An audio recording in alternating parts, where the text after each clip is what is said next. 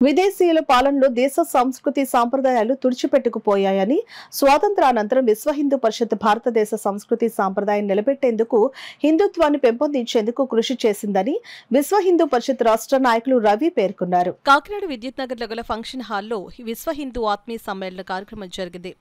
కార్యక్రమానికి హిందూ పరిషత్ జిల్లా అధ్యక్షులు రవిశంకర్ పట్నాయక్ అధ్యక్షత వహించగా, విశ్వ హిందూ పరిషత్ రాష్ట్ర నాయకులు రవి ముఖ్య అతిథిగా పాల్గొన్నారు. ఈ సందర్భంగా భరతమాత విశ్వ హిందూ పరిషత్ వ్యవస్థాపకుల చిత్రపటాలకు అతిథులు పూలమాల వేసి జ్యోతి ప్రజ్వలన చేసి కార్యక్రమాలను ప్రారంభించారు.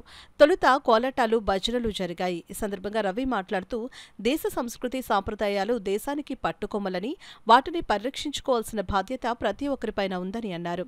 రోజురోజుకు పెరుగుతున్న విదేశీ సంస్కృతి కారణంగా హిందుత్వం సన్నగిలుతుందని, దాన్ని నిలబెట్టేందుకు ప్రతి ఒక్కరూ కృషి చేయాలని అన్నారు. ఈ కార్యక్రమంలో విభాగ సంఘటన కార్యదర్శి గోవిందు, ప్రాంత కార్యదర్శి తనికెళ్ల సత్య రవికుమార్, మాలతీదేవి, బిక్కిన రాజు, భారతీదేవి, శ్రీకృష్ణవాణి, రెడ్నం రాజా, ఉదయ భానోజీరావు, రాజరాజేశ్వర రుద్రశర్మ, బాలత్రిపుర సుందరి, నాగమణి, గోవిందు, పెద్ద సంఖ్యలో హిందూ బంధువులు, మహిళలు, చిన్నారులు పాల్గొన్నారు. తొలుత జరిగిన శ్రీకృష్ణ వేషధారణ పోటీల్లో పెద్ద సంఖ్యలో చిన్నారులు పాల్గొని వారి ప్రతిభను ప్రదర్శించారు.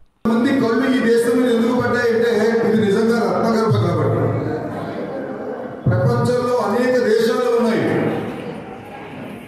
ఏ దేశమైనా బానిసత్వంలోకి వెళితే 20 నుంచి 40 సంవత్సరాల్లో ఆ దేశం శాశ్వతంగా తన జాతీయతను కోల్పోయింది. ఆ దేశ పౌరులు ఆ దేశంపై తమ యొక్క ఆధిపత్యాన్ని శాశ్వతంగా కోల్పోయారు. అనేక సంస్కృతులు కాలగర్భంలో కలిసిపోయాయి. ఈజిప్ట్ సంస్కృతి, రోమ్ సంస్కృతి, ఇథియోపియా సంస్కృతి, గ్రీకు సంస్కృతి, ఎన్నో సంస్కృతులు కాలగర్భంలో కలిసిపోయాయి. కానీ 1000 సంవత్సరాల బానిసత్వం తర్వాత కూడా ఇంకా హిందూ ధర్మం ఇలా నిలబడి ఉంది అని చెప్పంటే దీని మూలాలలో ఉన్నటువంటి బలము కారణం. 1947 ఆగస్టు 17 స్వతంత్రం తెచ్చుకున్నాం. మన విద్యాదానం పాటు చేశారు. మన హిందూ ధర్మాన్ని ఎలాగ నాశనం చేయాలనే ఉద్దేశంతో మన పాఠశాలలో పాటు చేశారు. మేఘాలయలో వచ్చి ఆంగ్ల విద్యాదానం మొదలుపెట్టి మన గురుకులాలు పాటు చేశాడు.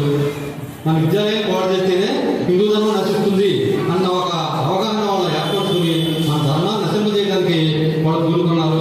అలాగే ఇప్పటికి గురుకులాలు అప్పటికి లక్షల మీద గురుకులాల వల్ల ఇప్పుడు వేల సంఖ్యలోకి వచ్చేసింది.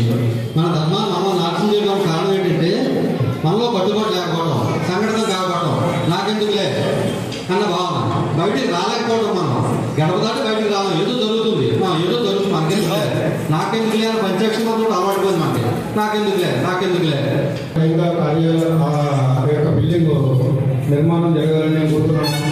అలాగే మన జిల్లా మీటింగ్లో అన్ని బిల్డింగ్ కూడా మన విశ్వతో సొంత బిల్డింగ్లో జరగాలని నా ఆకాంక్ష. మరియు మన పత్తిపాడు అంటే ఇక్కడికి కాకినాడకి 35 కిలోమీటర్ల దూరంలో పత్తిపాడు అనే గ్రామం ఉందండి. అక్కడ మా గురువర్యులు, గౌరవనీయులు వ్యవస్థాపక అధ్యక్షులు గల్లా సుబ్బారావు గారు, ఆయన జీతంలో పెన్షన్ 16 లక్షలు వస్తే 16 లక్షలు కూడా ఆ గుడి ఖర్చు పెట్టారు. దానికి నిలువలు